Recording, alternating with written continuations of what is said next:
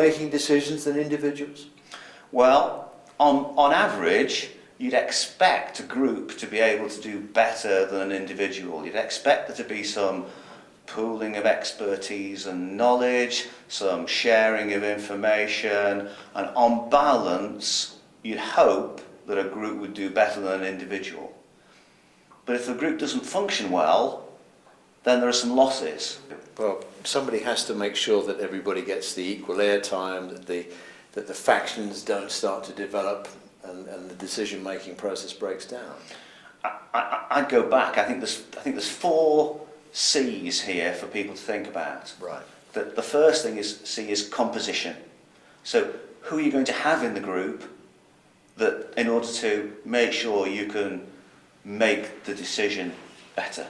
So we have to think seriously about who comes along, who they represent, what their skills are, have we got the right balance, do we need to revisit the composition of the group from time to time and check that we've got the right people, the right skills, the right stakeholders represented. The second C is the context. So who provides that group with the information? Is it as unbiased as possible? And the second bit of the context is the environment. Where do the groups meet? Do they always meet at a PCT? Do they always meet at an NHS Trust? Do we alternate the meetings? What's the layout of the room?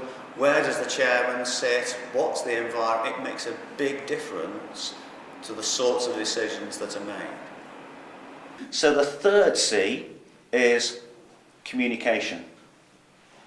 And lots of times people just put on a committee or put on a decision-making group. There's no work done to bring people together. They don't know each other's backgrounds very well. They may know each other professionally or not. They don't know what perspectives they have. They don't know each other as people. It's just there's an agenda, there's somebody taking minutes, and they're expected to do it well. Well, that would be common in the NHS, wouldn't it? Particularly as we work with other agencies, the voluntary sector, perhaps social services. There will be people attending a meeting who haven't met each other before, and you can't choose who's going to be there. They are the representatives of their organisation. They come, they have to get on. But yet within their day-to-day teamwork, there'll be managerial effort put in to bring people together as a team, to understand each other's perspectives, to get the best out of the team. Here we've got another team, the group making a decision. It would make sense, according to the evidence, to put some effort into team building, joint training, that sort of work that's actually quite common across the rest of the NHS, but we don't bring that principle into decision-making groups. So it's a sort of sense of shared motivation. Shared ownership, shared motivation, shared understanding, everybody being, to use the trite phrase, on the same page. Right. So that's the third C. And the last one? Chairmanship. The managing of the debate, the encouragement of the quiet people, the damping down of the people who speak a lot, the ability to manage the airtime properly so there is a proper sense of debate. Are there things going on within the meeting where it's repetition of the same arguments time and time again, only more stridently from the same people, or are we getting a rounded discussion from everybody? And it's a skill in itself, isn't it? Yeah. So often we say, oh, the most senior person there will be the chairman, but actually the chairman role might be done better by someone else.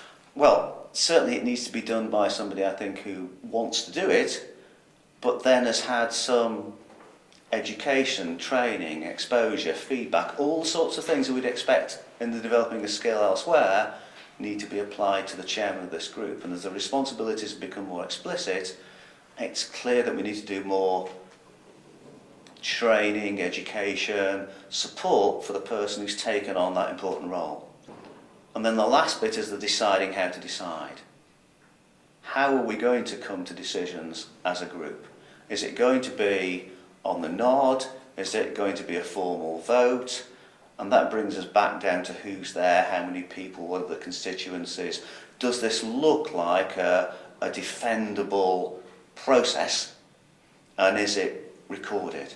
And do you agree the process in advance? Do you get the buy-in?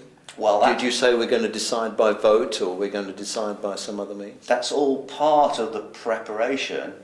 There's got to be an agreement as to how we're going to decide. Lots of times in the NHS, you've experienced this loads more than me, but we've both been there. It's never discussed how a decision is going to be made. And sometimes it's just a general discussion, and almost there is no formal decision made. It's almost a discussion, and then... I've done it myself. I've said to groups, do we all agree? And if someone says, well, I don't, but unless they do, you just say, well, okay, we've agreed. Yeah. Perhaps we haven't. So, procedural justice is the phrase, isn't it, really?